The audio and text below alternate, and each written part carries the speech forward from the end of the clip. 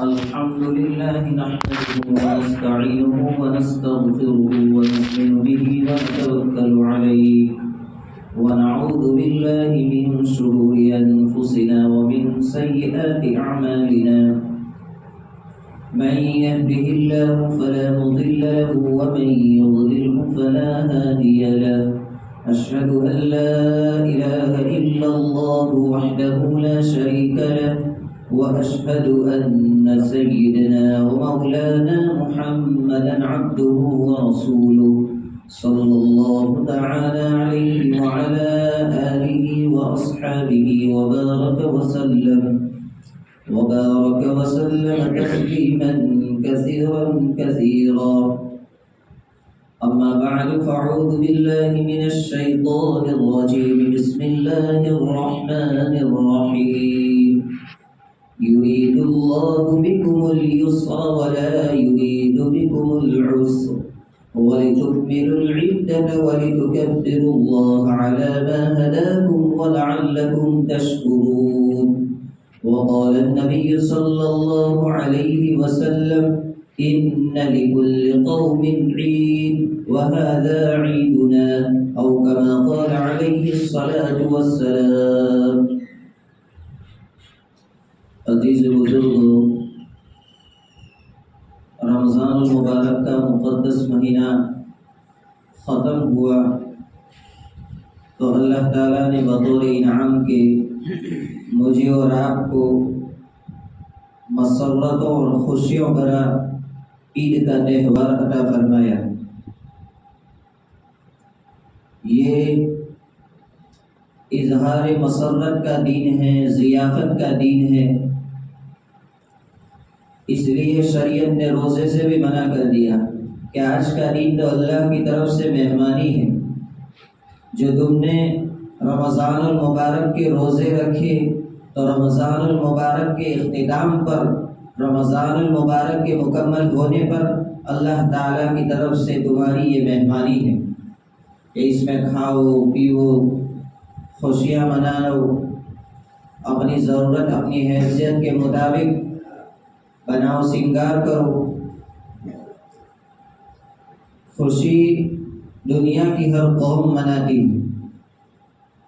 کچھ تہوار خوشی کے طور پر دنیا میں رائج ہے، ہر قوم کے پاس ہے،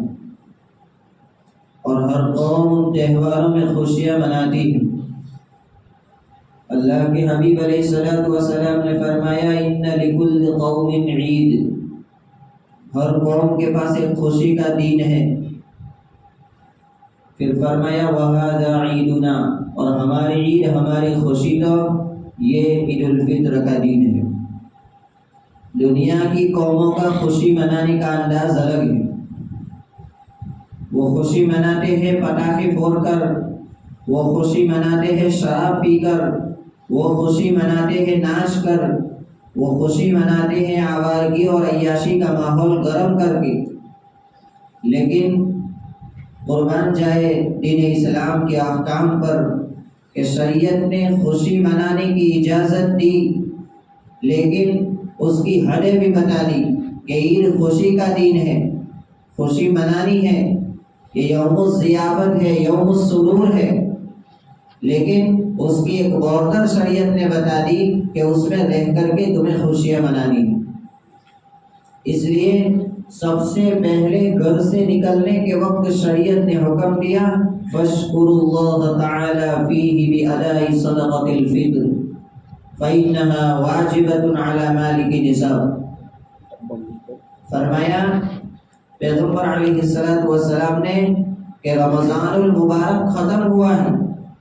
روزے رکھے ہیں، تراویح پڑھی ہے، عبادتیں کی ہے، قرآن کی تلاوت کی ہے،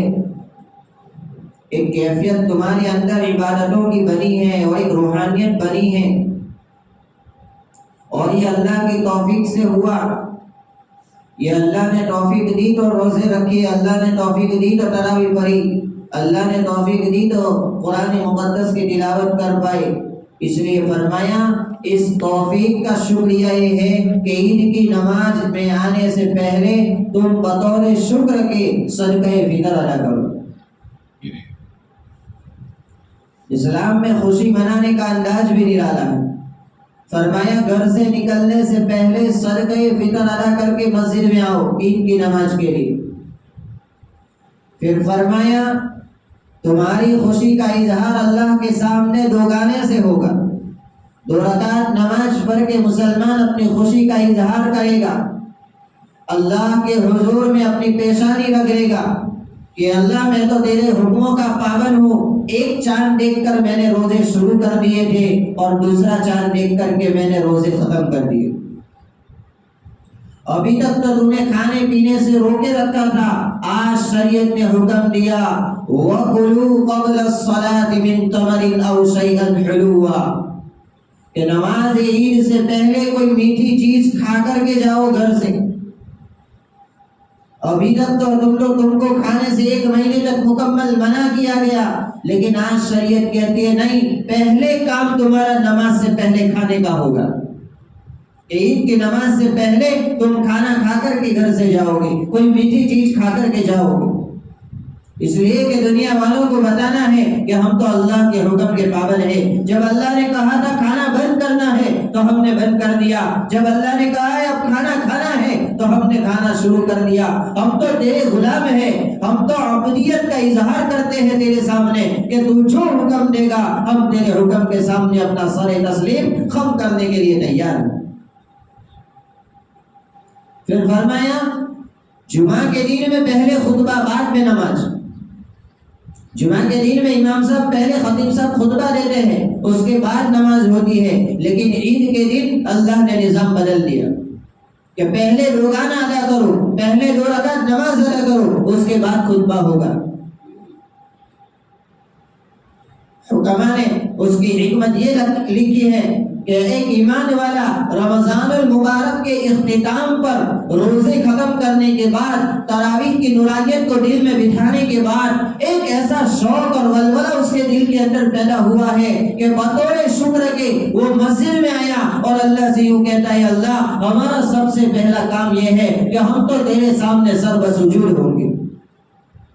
ہم تو تیرے سامنے پہلا سجدہ کریں گے۔ تو اللہ نے بندوں کی اس کیفیت کا خیال رکھتے ہوئے کہا کہ ٹھیک ہے پہلے نماز پڑھو اس کے بعد خطبہ ہوگا۔ اس لیے میرے بھائیوں رمضان المبارک کے ذریعے ایک کیفیت اللہ نے دلوں میں بنائی ہے۔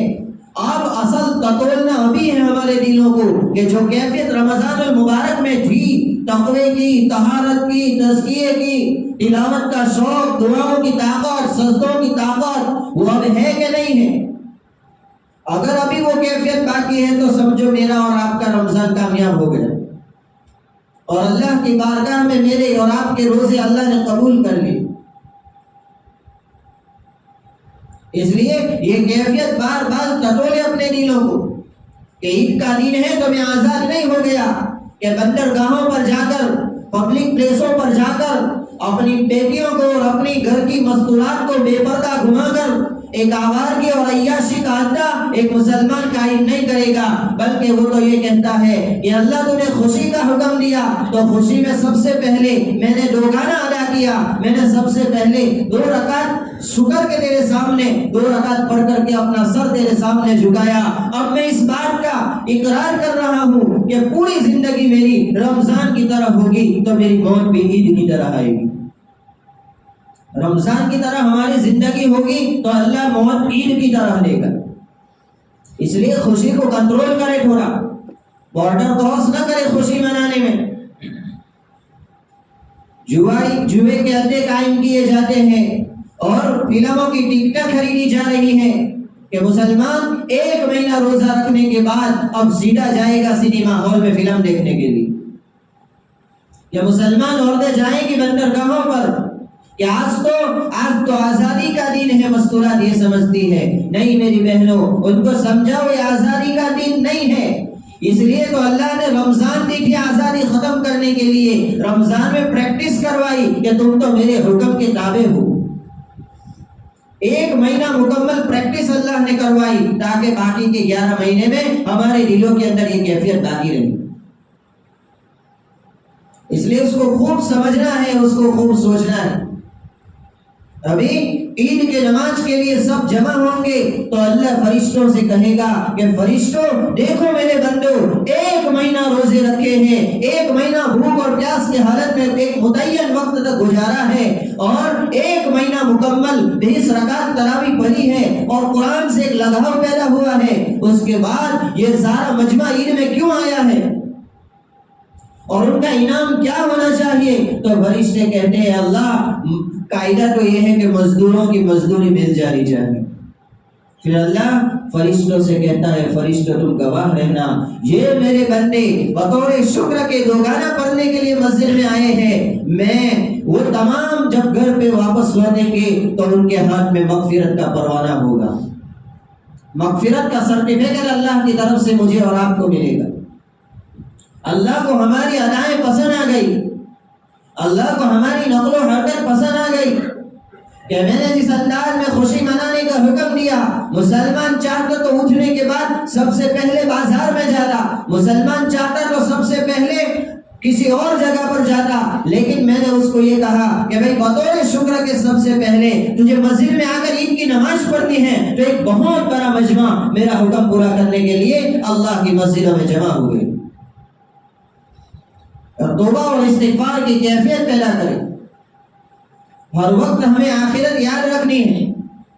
ہر وقت ہمارے سامنے، ہماری آنکھوں کے سامنے آخرت ہونی چاہیے، قبر اور حشر کے مناظر ہمارے سامنے ہونے چاہیے کہ چاہے میں کتنی خوشی کے موقع میں اپنی موت کو نہیں بھولوں گا، کتنی خوشی کا موقع ہو میں آخرت کو نہیں بھولوں گا، یہ تو میری اصل چیز ہے۔ اس لیے عید کے موقع پر آخرت کو یاد رکھے، ابھی تازہ غسل کیا ہے، ابھی خوشبو لگائی ہے، مسواک کر کے آئے ہیں اور ایک اچھے سے اچھا لباس زیب تن فرما کر کے آئے، اپنی حیثیت کے مطابق اپنے اپنے جسم پر ایک شاندار لباس پہن کے آئے ہو، تو یہ سوچو یہ شاندار لباس ایک وقت تو آئے گا میرے جسم پر کفن ہوگا، ایک وقت وہ آئے گا آج میں مسجد میں چلا ہوں لوگ میرا جنازہ قبرستان میں لے جائیں گے، آج میں خود غسل کر کے مسجد میں پہنچا ہوں، ایک وقت وہ آئے گا غسل دینے والے مجھے غسل دے رہے ہوں گے، آج تو میں نے خود اپنا جسم پوچھا ہے، ایک وقت وہ آئے گا کوئی پوچھنے والے پتلے کپڑے سے بالکل نازک انداز سے اور بالکل ایک نزاکت کے انداز میں میرا جسم پوچھ رہے ہوں گے۔ تو یہ تو موت اور آخرت کو یاد کرنے کا دین ہے کہ ہم اس خوشی کے دن میں بھی موت کو اور آخرت کو یاد رکھیں۔ جب یہ استحضار پیدا ہوگا اور جب یہ کیفیت دلوں میں پیدا ہوگی تو پھر ایمان والا خوشی میں آزاد نہیں ہو جائے گا، خوشی منانے پھر بندرگاہیں ہماری آباد نہیں ہوگی، پھر فلم کے اسٹوڈیو آباد نہیں ہوں گے، چونکہ اس لیے کہ اس کے دل میں موت کا استحضار ہے اور آخرت کا یقین ہے اور کہ پلسرات اس کے دھیان میں ہے، میدان حشر کی ہولناکی اس کے دھیان میں ہے، اس لیے عید جیسا عظیم الشان موقع بھی ایک ایمان والا اپنی آخرت کو سامنے رکھ کر حضور کے اندر رہ کر خوشیاں مناتے ہیں۔ اچھا پکاؤ گھروں کے اندر، خوب خوشیاں مناؤ، کھانا کھلاؤ، اللہ نے دیا ہے غریبوں کو کھلاؤ، رشتہ داروں کے گھر جاؤ، جن کے ساتھ انبن ہے ان سے مصافحہ کرو کہ بھائی یہ عید کا دن ہے، یہ عید ہماری زندگی کی ہمیشہ کی عید ہوگی، جتنی بھی دشمنیاں ہیں، جتنی عداوتیں ہیں، دلوں میں جتنی نفرتیں ہیں، یہ عید تو محبت کا پیغام دیتا ہے اور یہ عید تو گلے لگنے کا پیغام دیتا ہے اور یہ عید تو ہمارے دلوں سے نفرتیں اور ہمارے دلوں سے جو میل ہے اس کو دور کرنے کا ایک پیغام دیتا ہے۔ محبت کی فضائیں معاشرے میں عام کریں، ساری عداوتیں، ساری دشمنیاں عید کی نماز کے بعد ختم کریں کہ اب میں گھر جاؤں گا عید کا دو گانا پڑھنے کے بعد تو میرا دل صاف شفاف ہوگا، میں سب سے پہلے اپنے بھائی کے گھر، اپنے بہن کے گھر جن سے میرا رشتہ ٹوٹ چکا ہے، سالوں سے میری انبن ہے، آج میں جا کر کے معافی مانگوں گا کہ عید کا مبارک دن ہے، اللہ نے عید کی خوشیاں منانے کا حکم دیا، یہ تو ضیافت کا دن ہے، یہ تو یوم السرور ہے، اور ایسے وقت میں میلا دل لے کر کیسے معاشرے میں گھوموں گا، اس لیے چلو عید سے شروعات کرتے ہیں، ہماری زندگی بھی اللہ عید کی طرح بنا دے گا، پھر ہماری زندگیوں میں خوشیاں اللہ میسر کرے گا، وہ کیفیت جو رمضان المبارک میں بنی ہے وہ عید کے بعد بھی باقی رکھے، ایسا نہ ہو کہ رمضان کے بعد ابھی ظہر کی نماز سے ہماری مسجدیں خالی ہو جائے، وہ سحری اور افطاری کا رونا اور تہجد کے آنسو اور وہ مسجدوں کے کونے سے نوجوانوں کے قرآن کی تلاوت کی آوازوں کی سنہری آواز کا سنائی دینا، وہ ساری کیفیت عید کے نماز بھی ہمارے معاشرے میں اور ہماری مسجدوں میں باقی رہنی چاہیے۔ کہیں بزبان حال یہ مسجد یہ نہ کہہ دے ارے وہ 1 مہینے کے لیے آنے والا مسلمان کہاں چلا گیا، وہ وضو خانے تلاش کرنے لگے، وہ مسجد کے قالین تلاش کرنے لگے، 1 مہینہ مسلمان آیا پابندی سے، جیسے عید کا جو گانا پڑا تو پھر کہاں یہ مجمع غائب ہو گیا۔ کہیں مسجدیں بزبان حال یہ کہنے پر مجبور نہ ہو جائے۔ اس لیے ان باتوں کا خاص خیال رکھیں۔ اللہ تعالیٰ کہیں سنی باتوں پر عمل کی توفیق عطا فرمائے۔ عید کی نماز کا طریقہ اصل تو یہ ہے کہ ہر